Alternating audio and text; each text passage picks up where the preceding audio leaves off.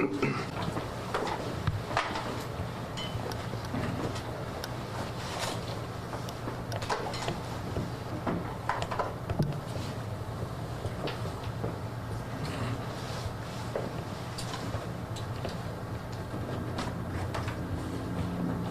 ready? First, thank you for coming today. We really appreciate our media partners and the assistance you give us, particularly with cases like this, where we need to get information out to the public.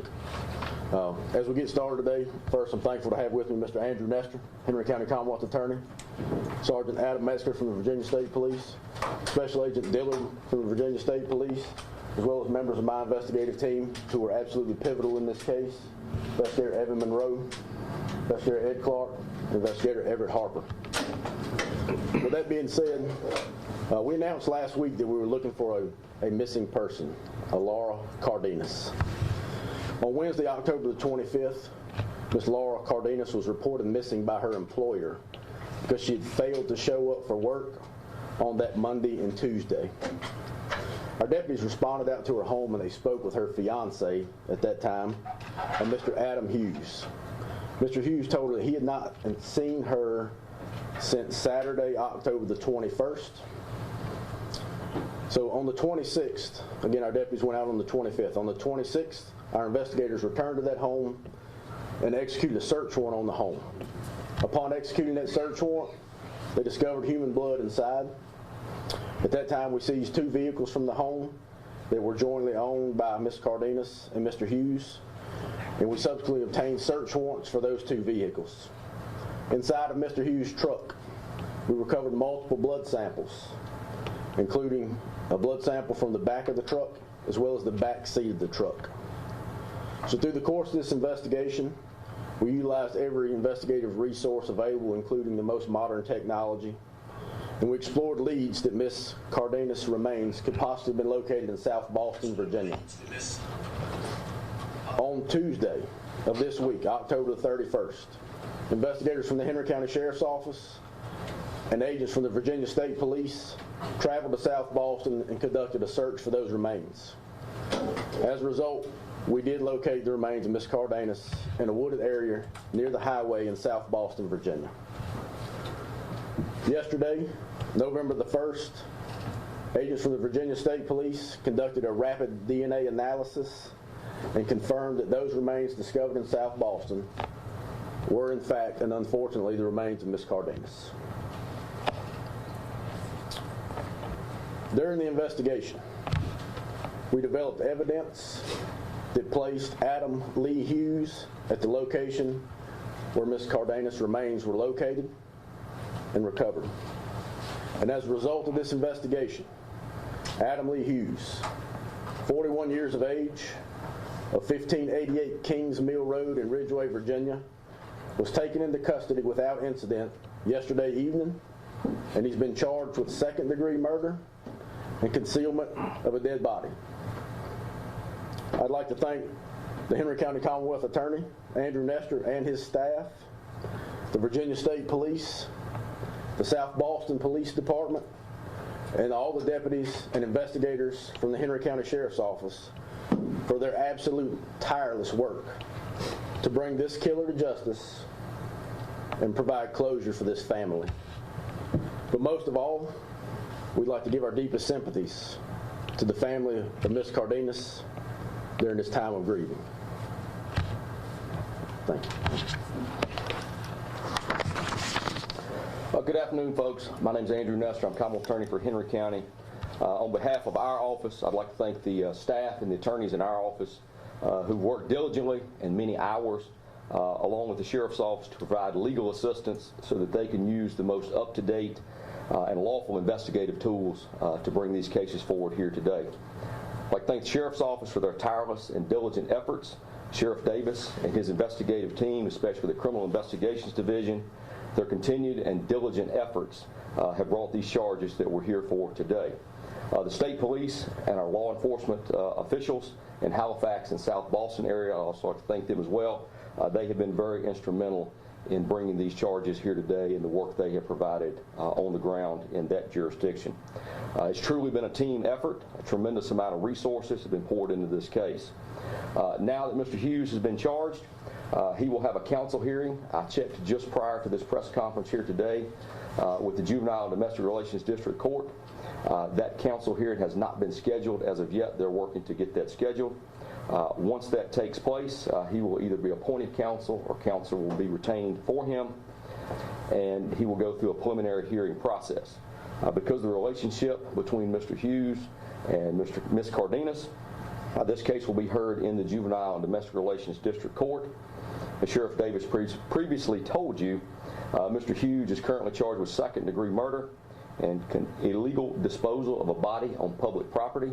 Second-degree murder in Virginia is punished by 5 to 40 years in prison, and illegal disposal of a body is a Class 1 misdemeanor that carries a maximum penalty of up to $2,500 fine and or 12 months in jail. As always, the Commonwealth cannot ethically comment on the facts of these cases prior to a trial or disposition, but we look forward to working with this case as it goes forward, as it works its way through the court system, as we seek to provide justice to the family of Laura Cardenas. Thank you. We will attempt to answer any questions you may have, so long as it doesn't jeopardize the integrity of the investigation. Anyone have any questions? Again, what was the relationship between the suspect and the victim? It's reported that he was the fiancé. Was it tips, or what got this thing rolling? Tips and technology. What kind of technology? I won't go into that.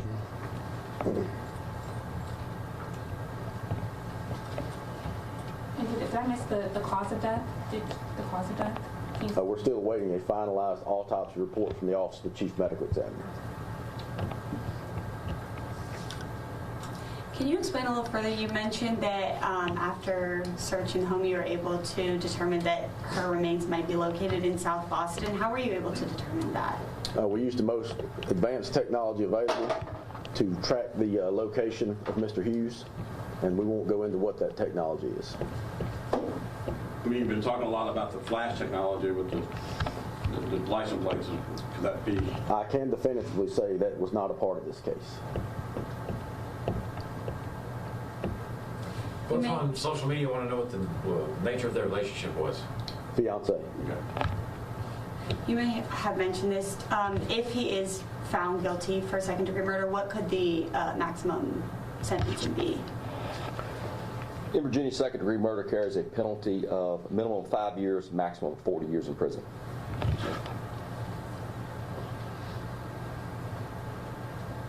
Sheriff, you got other cases going on right now with the homicide that took place the other day? Any developments on that? We'll have some announcements on that later this afternoon. Yeah, it's been a busy time period for the Sheriff's Office. Does Adam Lee Hughes have a criminal history here in Henry County or in Virginia as a whole? Yes, it does. Are you able to share? We're not going to disclose that at this time.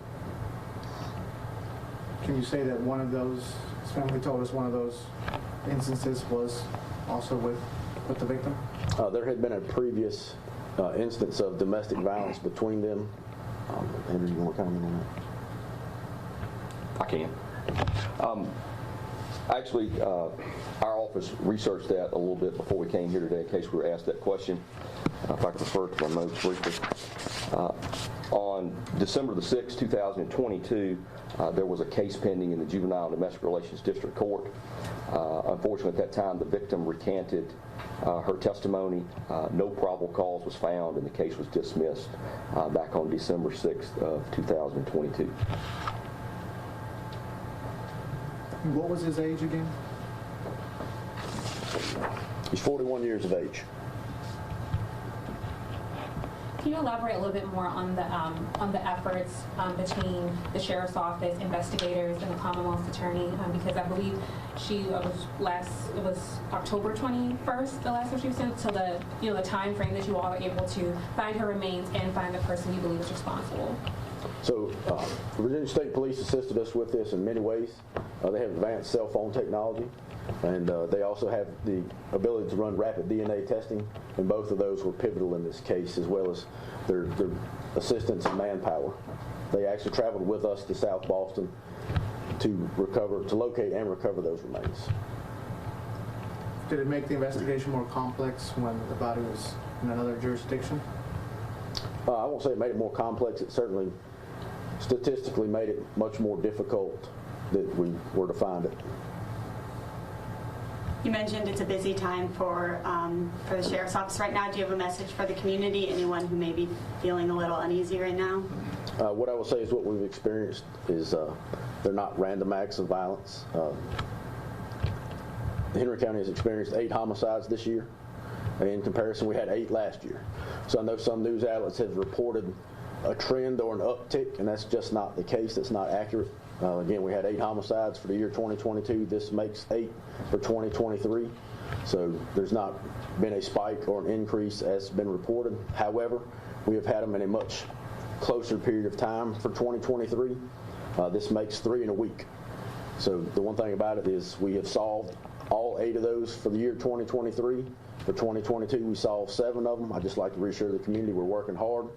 We're going to ensure that if someone comes to Henry County and commits a violent crime or act of violence, we're going to find you and we're going to arrest you. So that we will continue to work diligently to do so. Are you guys making any different efforts in that because you guys are at 8 now, same as last year? There's really no different efforts you can make. A large number of these homicides we've experienced in 2023 are domestic in nature. We can't proactively police domestic violence. However, we would have a message for the community, anyone who's involved in a domestic violence situation. There are a tremendous amount of resources out there. We'd encourage you to disengage yourself from that situation and seek out those resources. If you come right here to the front desk of the Sheriff's Office, we'll be more than glad to help you. The Commonwealth Attorney's Office. There are resources in this community to help victims of domestic violence get away from those situations before they do escalate.